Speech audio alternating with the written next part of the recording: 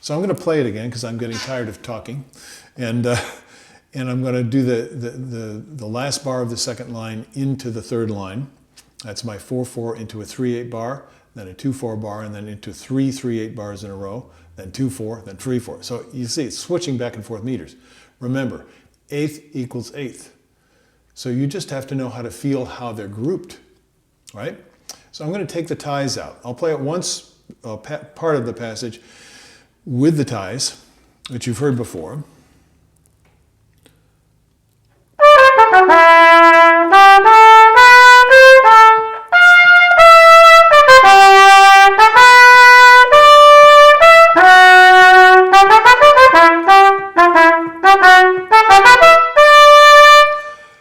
Okay, so I had the ties in. Now, if you have the music, you can do this.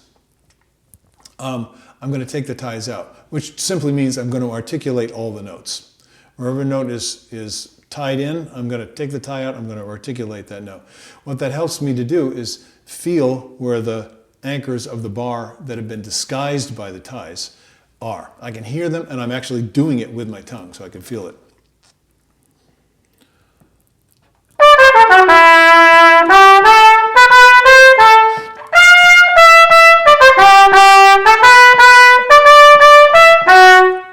Now, for most people, that's going to be a lot easier. It's weird because you're seeing ties and you're ignoring them. That takes a little bit of mental effort. But you're actually taking out one of the distractions, which is you're not feeling where the beats are physically. When you tongue it, you're feeling where the beats are physically. So that's why clapping, conducting, you're doing a gesture with a certain, hopefully you're a good conductor, so it has a certain 1, 2, 3, 1, has a certain ictus to it, a certain point where you know where the beat is. Great. All these things give you a handle. Once you start feeling it, you have to, and you think you've got it right, then you want to record it. Now, you might do this singing it first. Just record it, see if you have it. And if you don't, as I say over and over again, back it up a little bit to an easier place where you're not doing so many things at once, and it's easier because it's slower. It's a little bit like driving. Most people don't know how to drive 200 miles an hour safely, which is a good thing. And most of us are, we think that we're competent driving at highway speeds, but the accidents that happen every day prove that maybe that's not the case. The point is, the faster you go, the quicker your reflexes have to be. The more you have to be looking ahead.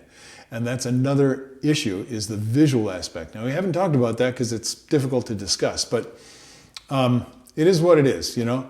You have to let your eyes read. It's a little bit like when we're first learning how to read, and it's like, we're sounding out the words. It's an S, so S sounds like a snake. Okay, C, P, C, spot, run. But after we've done that a few times, we're not pronouncing the individual letters. It's C, spot, run.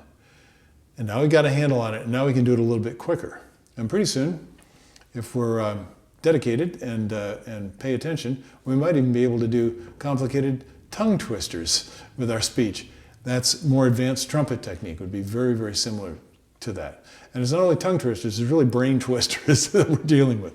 Okay, so I hope some of that gives you a really good idea of at least how to begin to practice these, because you're going to need these skills. And when I do if I can get around to this today, the next couple of episodes of etudes that I haven't sufficiently practiced and show you how to practice them, I hope that will help when you're dealing with any kind of complex rhythmic pattern, especially mixed meters. So I guess it's time for you to go and get to work now, and I'll see you the next time you have some time to spend with me. I appreciate that. I'll see you later on. Bye-bye.